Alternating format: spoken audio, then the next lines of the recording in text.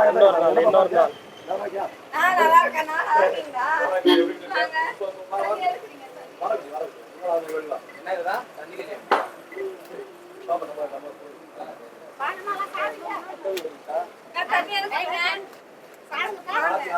சாப்பாடுலாம் ஏற்பாடு பரவாயில்ல. நேரம்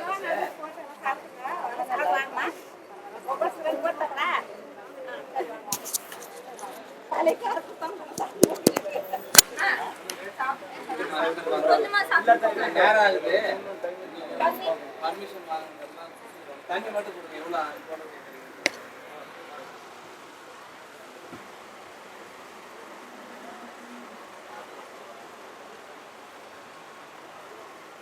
எவ்வளோ மாற்றணும்.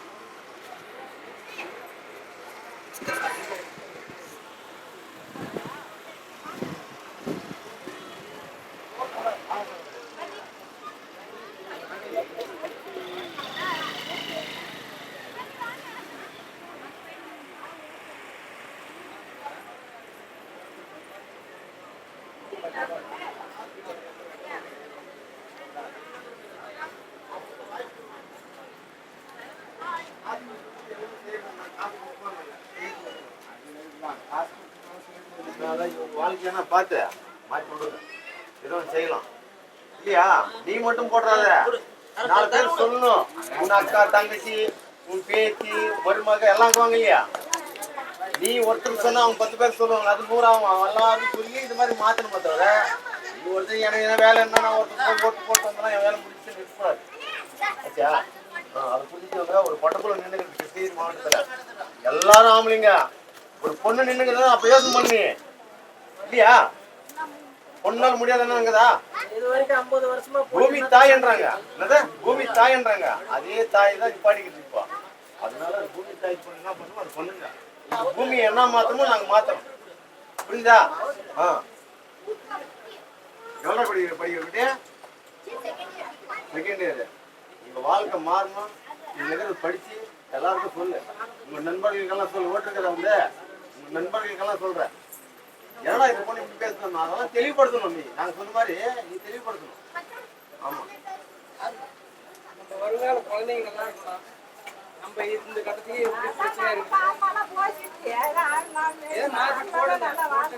ஆடு மாடு மேய்ச்சிட்டு கவர்மெண்ட் வேலையாக்குறோம் நாங்க. விவசாயம் கவர்மெண்ட். ஆடு இப்ப இங்க என்ன விளைச்சல் விளையுது சொல்லு? என்ன விளைச்சல் விளையுதுங்க? என்ன விளையுது?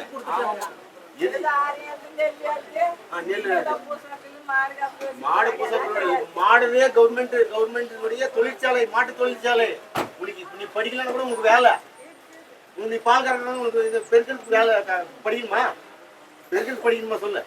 அப்படின்னா அப்படி உங்களுக்கும் வேலை இருக்கு. உங்க பசங்களுக்கு பாருங்க, தாத்தா கூட ஒரு வேலை இருக்குது. ஆமாமா, விளையாட்டு சொல்ல. சாராயம் எடுத்துறாங்க, கல் குடிக்க வைக்குவாங்க. அதை எடுத்துறாங்க. முடிஞ்ச கல்லு வேணும், கல் குடிக்கலாம். நல்லா இருக்கும். நீ மாத்தணும் செய்யலாம். நீங்க அதை மட்டும் கைவிடாதீங்க. 50 வருஷம் பார்த்தவங்க 1 வாரம் 5 வருஷம் பாருங்க. சரி, ரொம்ப நன்றிம்மா. செய்யுங்கம்மா.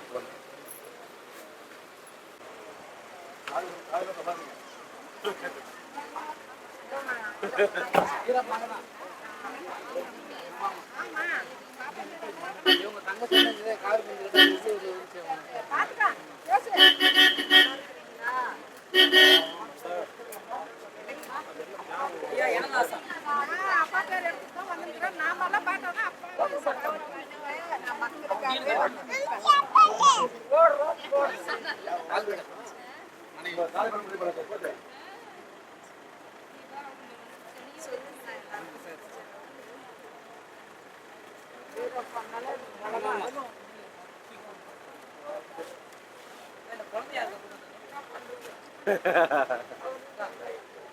அதனாலதான் வந்துங்க. இப்போ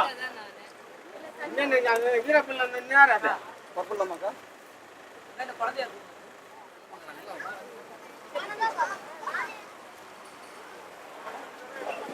சரிங்கண்ணா.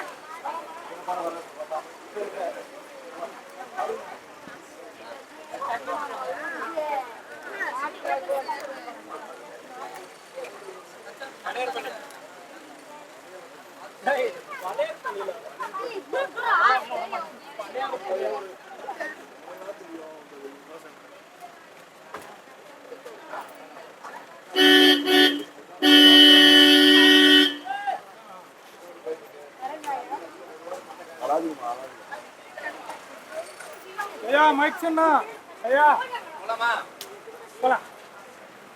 சரிம்மா வரேன். சரிங்கண்ணா.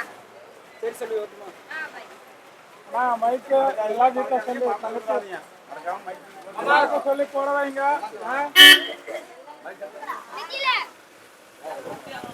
போயிட்டுட்டா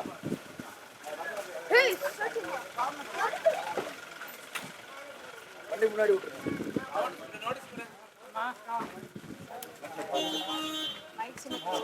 மைக் கொடுங்கண்ணா.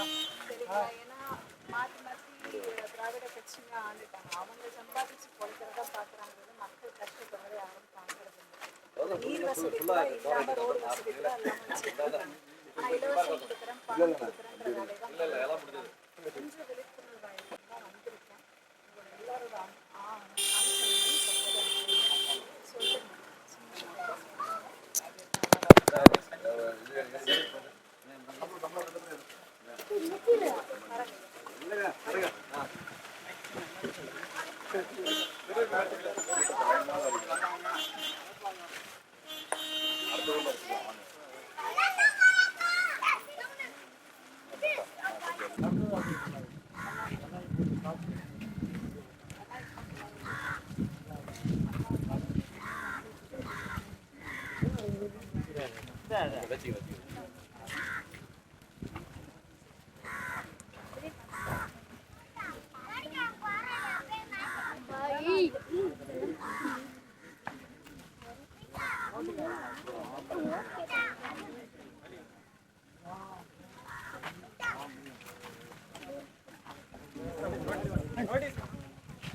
நோட்டி ஆடுறது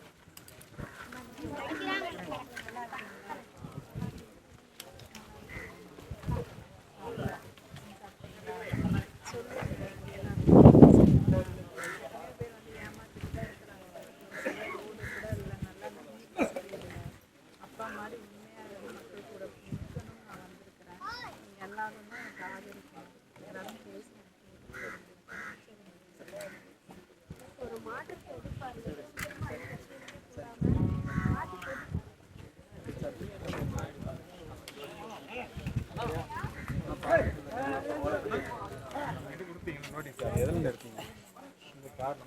ஆமாண்ணா.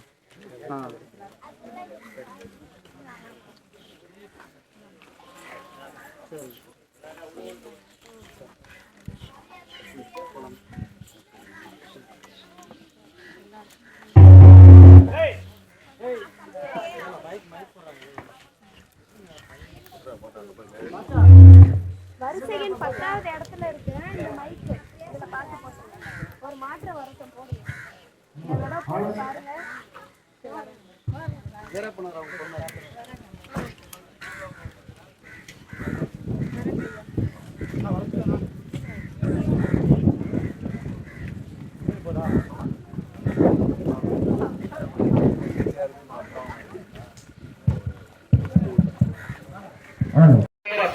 மறந்து விடாதீர்கள், மறந்து இருந்து விடாதீர்கள். மனக்காக்க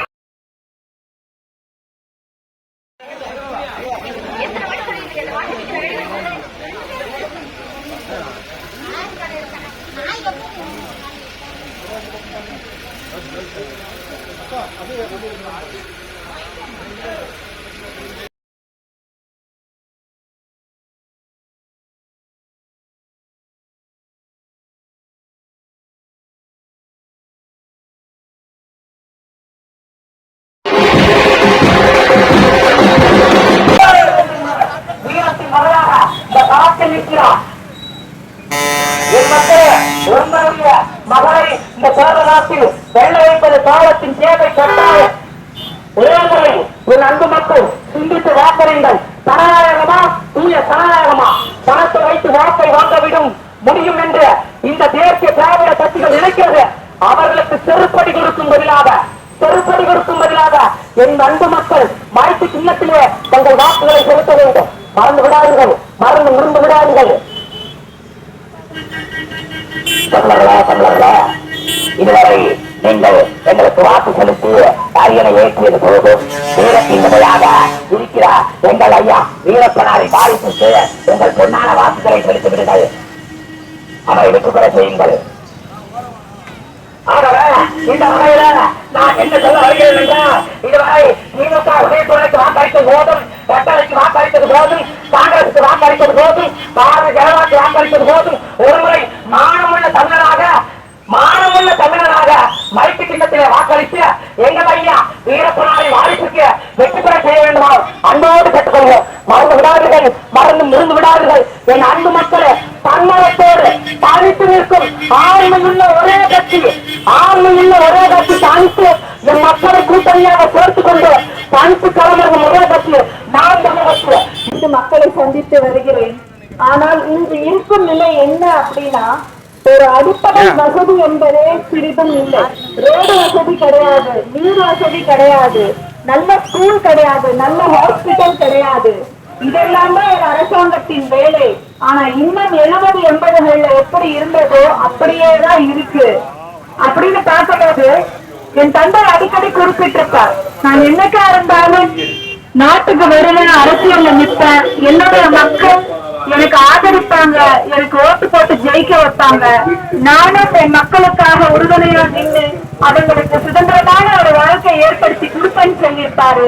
அந்த சுதந்திரமான வாழ்க்கை அப்படின்னா என்ன? ஏழ்மையிலிருந்து சுதந்திரம், நோயிலிருந்து சுதந்திரம், மனநோயிலிருந்து சுதந்திரம்.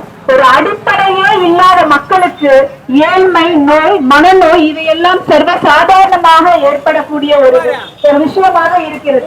இப்ப இருக்கிற அரசியல்வாதிகள் என்ன செய்யறாங்க?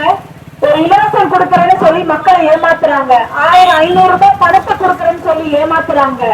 நாளைக்கு எலெக்ஷன்ல இன்னைக்கு 1000-500 ரூபாய் பணத்தை கொடுத்து நம்ம அடிமாட்ட வரைக்கும் வாங்கிட்டு போயிடுறாங்க 5 வருஷத்துக்கு. அப்புறம் எப்படி அவர்களால நம்மளோட அடிப்படை தேவைகளை பூர்த்தி செய்ய முடியும்? நமக்கு கவர்மெண்டான ஒரு தனியார் ஹாஸ்பிட்டல் அளவுக்கு ஒரு நல்ல ஹாஸ்பிட்டல், தனியார் ஸ்கூல் அளவுக்கு ஒரு நல்ல ஸ்கூல், நல்ல ரோடு நம்ம ஊர்ல, நம்ம நல்ல தண்ணி, எத்தனையோ ஏக்கர் நிலம் இருந்து விவசாயிகள் என்பவர்கள் இன்னைக்கு பாத்தீங்கன்னா எந்த ஒரு விவசாயத்தையும் நல்லபடியா நிம்மதியா செய்ய முடியல. ஏழ்மையில தான் இருக்கிறாங்க. காரணம் என்ன? சரியான நீர் வசதி இல்ல, நீர் பற்றாக்குறை. இங்க இருக்க ஒகேனக்கல், தென்பெண்ணை ஆறு நம்மளோட தொகுதிகளோட ஓடுது. எத்தனை ஆறுகள், எத்தனை ஏரிகள், எத்தனை குளங்கள், இதெல்லாம் அழிக்கப்பட்டிருக்கு.